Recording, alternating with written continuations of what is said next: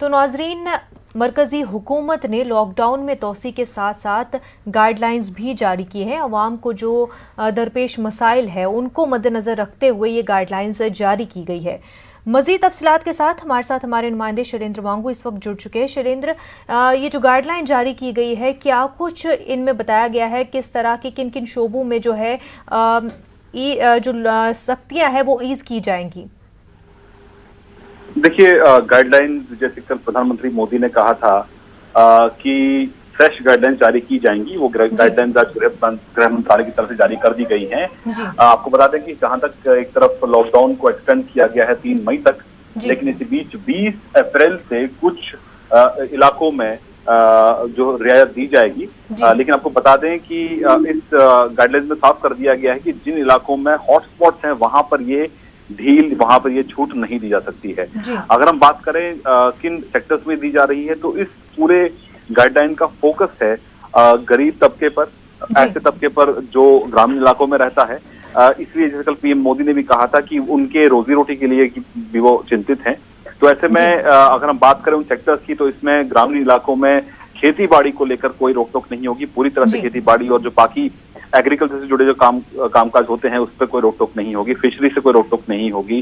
और वहीं ग्रामीण इलाकों में जो कारखाने हैं उनको भी छूट मिलेगी 20 अप्रैल के बाद। लेकिन जरूरत इस बात की है कि इसके बावजूद, छूट मिलने के बावजूद भी वहां पर सोशल डिस्टेंसिंग पर जोर है वो बरकरार रहेगा।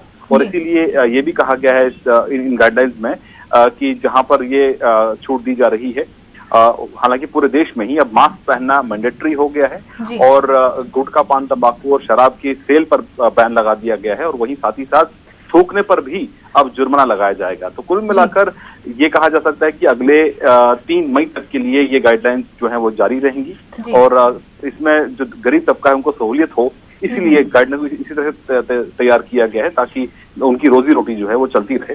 और आपको बता दें, अगर बाकी सेक्टर की अगर हम बात करें तो इसमें बैंकिंग सेक्टर्स जो है वो शुरू हो पाएंगे। बैंक, एटीएम और वही साथ ही साथ जो मनरेगा से जुड़े जो काम हैं उनको भी इस गाइडलाइन में छोड़ दी गई है।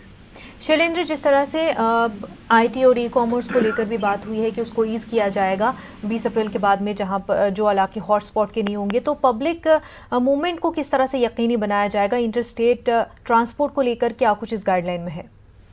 देखिए, इस गाइडलाइन में ये साफ है कि जो पाबंदियां लगाई गई थी लॉकडाउन अनाउंस करने के तुरंत बाद ही, जिसमें इंटरस्टेट मूवमेंट लोगों का बिल्कुल नहीं होगा। बसेस, ट्रेन, मेट्रोज, फ्लाइट बिल्कुल ऑपरेट नहीं होंगी, ये जारी रहने वाला है। लेकिन गुड्स को लेकर जो सामान की आवाजाही है, लोगों तक जो जरूरत का सामान पहुंचाने की जो कोशिशें हैं वो कामयाब रहे, इसके लिए इंटरस्टेट जो गुड्स हैं उन पर किसी तरह की पाबंदी नहीं होगी। और यहाँ तक कि जो हाईवे पे जो टायर पंक्चर लगाने वाले होते हैं या ढाबे वाले होते हैं उनको भी इजाजत दी जाएगी कि वो अपना काम दोबारा शुरू कर सकें। और वहीं साथ ही साथ जो गुड्स ट्रेन हैं यानी कि मालगाड़ियां हैं उनको भी छूट मिलेगी, छूट उनकी जारी रहेगी ताकि सामान के जो सप्लाई चेन को लेकर कोई किसी भी तरह की परेशानी ना हो। जी बिल्कुल।